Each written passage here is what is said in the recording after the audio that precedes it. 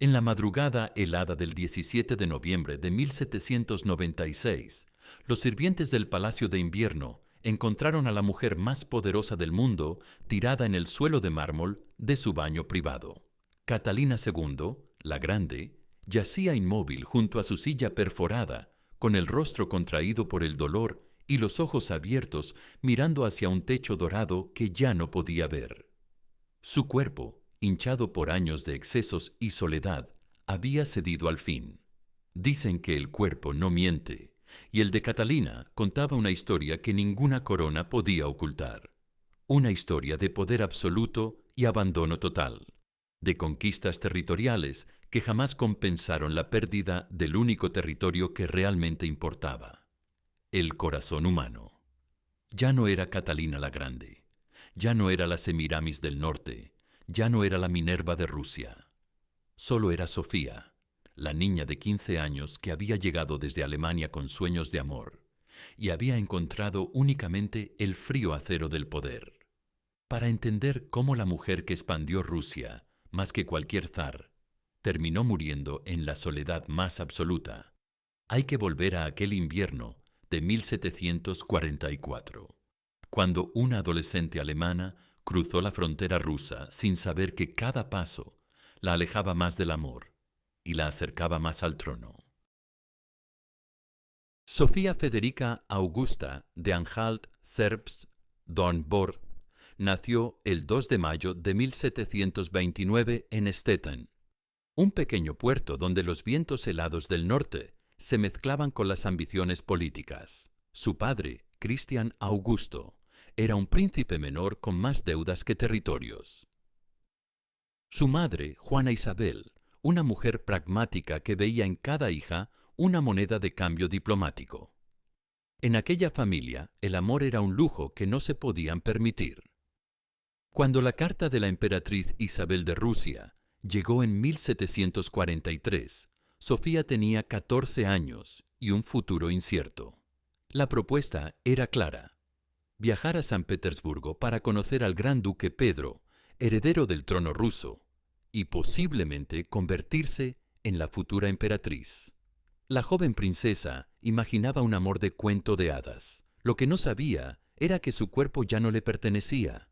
Había sido evaluado, tasado, negociado como mercancía diplomática. El viaje a Rusia duró semanas a través de caminos helados. La primera vez que vio a Pedro fue durante una cena de gala. Esperaba encontrar al hombre de sus sueños y se topó con su pesadilla. Pedro Ulrico tenía 16 años, pero parecía un niño enfermizo vestido de soldado. Era pálido, flaco, con ojos saltones y una voz chillona. Peor aún, estaba obsesionado con soldaditos de plomo, bebía vodka como si fuera agua y hablaba sin parar de su admiración por Federico el Grande de Prusia, el enemigo jurado de Rusia. Esa noche, Sofía se encerró en sus aposentos y lloró hasta que no le quedaron lágrimas. Comprendió que no había venido a Rusia por amor, sino por conveniencia política. Pero era demasiado tarde para retroceder. Las cartas estaban echadas, los contratos firmados, los arreglos matrimoniales en marcha. La boda se celebró el 21 de agosto de 1745. El vestido de Catalina pesaba tanto que necesitó ayuda para caminar hacia el altar. Pedro llegó tarde a su propia boda, oliendo a alcohol y tambaleándose ligeramente. La noche de bodas fue una humillación que Catalina recordaría toda su vida. Pedro llegó al lecho matrimonial borracho, farfulló algunas obscenidades y se desmayó antes de consumar el matrimonio.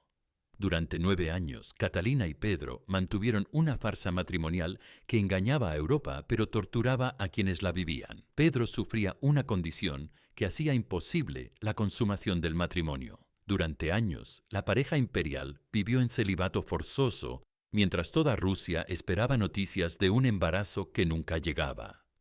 La presión de la corte era inmisericorde. Los cortesanos murmuraban que la alemana era defectuosa, que su vientre extranjero no podía albergar sangre rusa.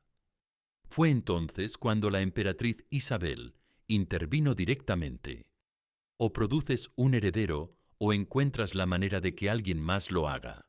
Rusia necesita continuidad dinástica. Catalina tomó la decisión que definiría el resto de su vida. Si no podía ser amada como mujer, sería respetada como estratega. Su cuerpo se convertía en instrumento de Estado, su útero en patrimonio nacional. Sergei Saltykov llegó a la corte en 1752.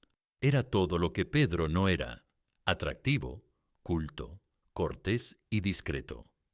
Bajo la mirada cómplice de la propia emperatriz Isabel, Catalina inició su primera relación extramatrimonial. No fue por amor, aunque llegó a sentir cariño por Saltykov.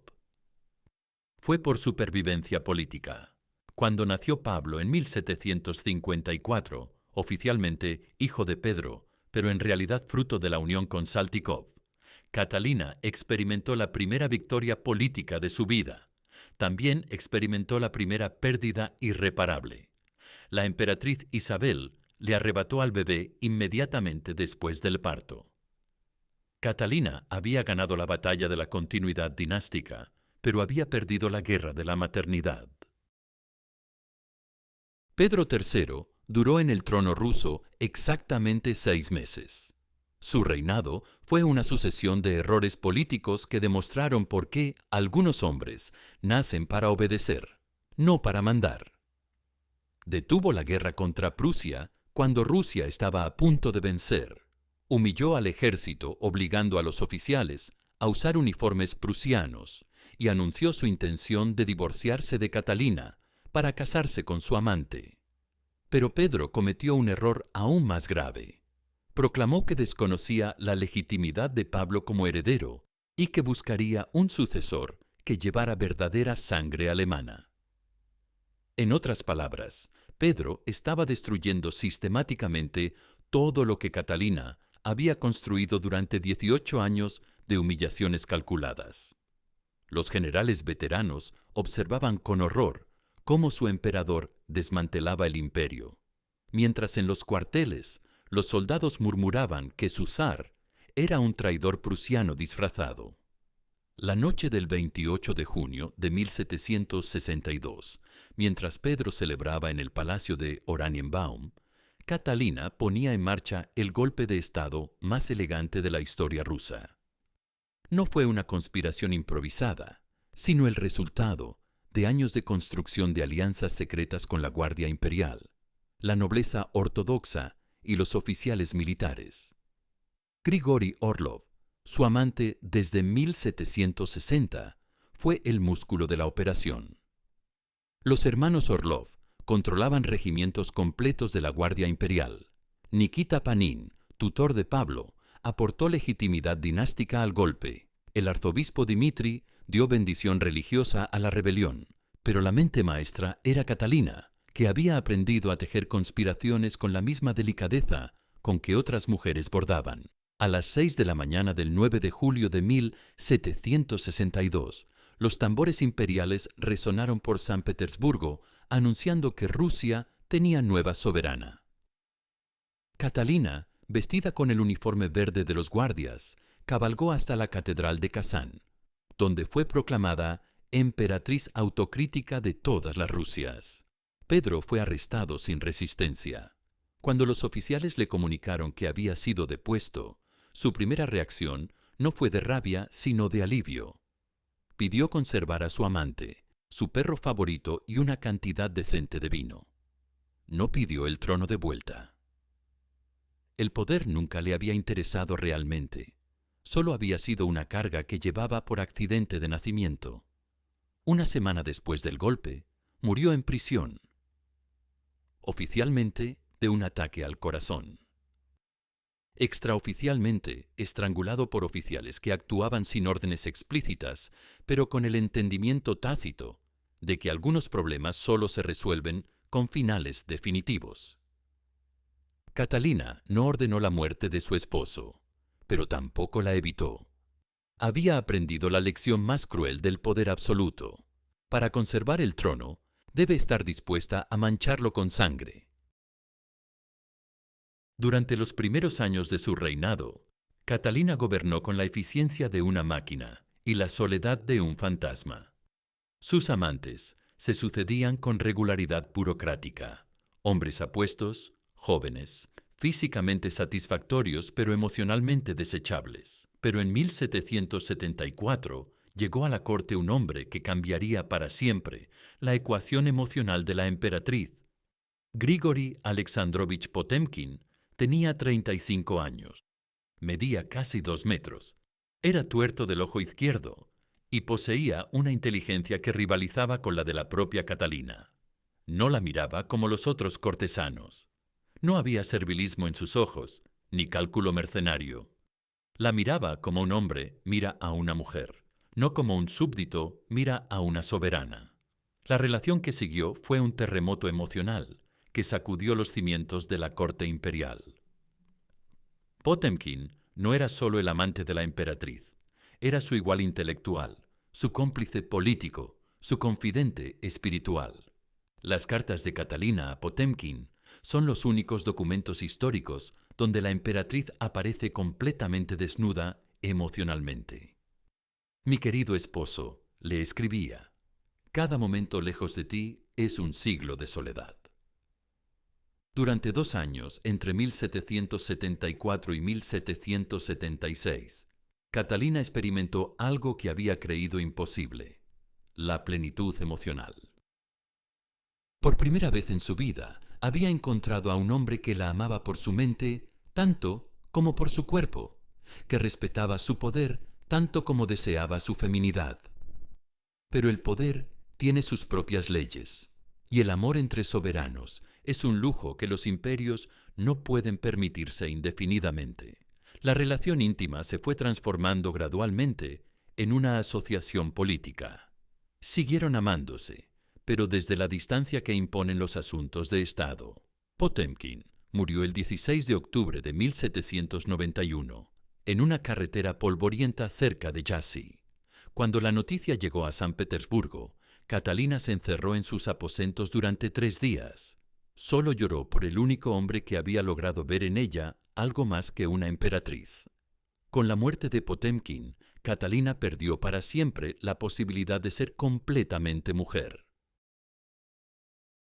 Si la relación con Potemkin fue la gran historia de amor de Catalina, su relación con su hijo Pablo fue la gran tragedia maternal de su vida. Pablo creció convencido de que su madre era una usurpadora alemana que había asesinado a su padre para robar el trono. El resentimiento de Pablo tenía raíces profundas. Era un joven emocionalmente inestable, que cargaba con la presión imposible de ser heredero de la mujer más poderosa de Europa. La educación del futuro zar estuvo diseñada para crear resentimiento hacia Catalina. Se le enseñó que Pedro III había sido un héroe incomprendido, que el golpe de 1762 había sido una traición sin precedentes, que Rusia sufría bajo el yugo de una extranjera sin derecho dinástico legítimo. Los tutores elegidos por Isabel llenaban la mente infantil de Pablo con historias cuidadosamente seleccionadas sobre su padre como mártir de la patria. Catalina intentó acercarse a su hijo en múltiples ocasiones, pero cada esfuerzo maternal se estrellaba contra el muro de hostilidad. Cuando tenía 10 años, ella le regaló soldaditos de plomo pensando que le gustarían como a su padre. Pablo los rompió delante de ella y declaró que odiaba la guerra porque había matado a Pedro III. Cuando cumplió 15, Catalina organizó una fiesta íntima. Pablo no apareció. Se quedó leyendo cartas que supuestamente había escrito su padre. Pablo la percibía como la negación de todo lo que defendía. La emperatriz, por su parte, veía en Pablo todo lo que despreciaba: debilidad, mediocridad, resentimiento infundado. El muchacho se parecía físicamente a Pedro III, pero carecía incluso del encanto superficial que su padre putativo había poseído en momentos de sobriedad. Con el tiempo, Pablo le dio 10 hijos a su esposa, pero Catalina se apropió de la educación de sus nietos, especialmente Alejandro, con la misma autoridad con que había usurpado el trono. Los apartó de sus padres, los instaló en apartamentos contiguos a los suyos, diseñó personalmente sus programas de estudio.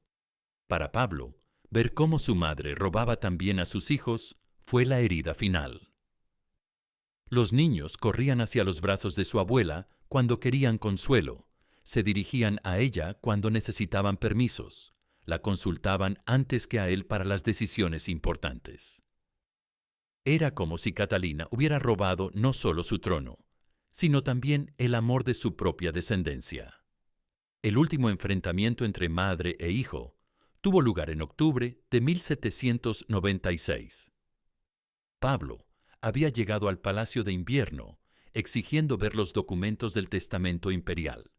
En el despacho privado de Catalina, madre e hijo se miraron con el odio acumulado de décadas. Entonces, Catalina le contó la verdad sobre su paternidad, que Pedro III había sido físicamente incapaz de engendrar hijos, que Sergei Saltykov era muy probablemente su padre biológico. Pablo escuchó en silencio. Al final dijo: «Entonces soy bastardo de una puta alemana y un cortesano sin apellido. Perfecto». Salió sin despedirse. Catalina nunca volvió a verlo con vida. Los últimos años de Catalina fueron un ejercicio de soledad dorada. Gobernaba el imperio más grande del mundo, pero todas las noches se acostaba sola en una cama imperial, que parecía tan vasta como las estepas que había conquistado. Catalina había aprendido a llenar el vacío emocional con actividad frenética. Escribía compulsivamente, coleccionaba arte, construía palacios como si cada nueva residencia pudiera albergar una versión diferente de sí misma. Pero incluso rodeada de cultura y belleza, nunca dejaba de ser la emperatriz. Era imposible distinguir cuánto de la admiración que recibía era genuino y cuánto era protocolo. Sus damas de compañía notaron que había empezado a hablar sola durante las sesiones de vestirse. Murmuraba nombres de personas muertas. Se disculpaba ante espejos por errores que nadie más recordaba. En sus últimas cartas privadas escribía: «He conquistado Crimea, pero he perdido mi corazón. He expandido Rusia hasta el Mar Negro, pero no he podido tocar el alma de mi propio hijo». El 16 de noviembre de 1796, Catalina sufrió un derrame cerebral mientras trabajaba en su despacho. Sus últimas palabras conscientes fueron: «Llamen a Alejandro». No pidió ver a Pablo, su heredero legal. Pidió a su nieto favorito, como si hubiera querido asegurarse de que alguien que la amaba genuinamente estuviera a su lado. Murió al día siguiente, sin recobrar la conciencia. Había gobernado Rusia durante 34 años.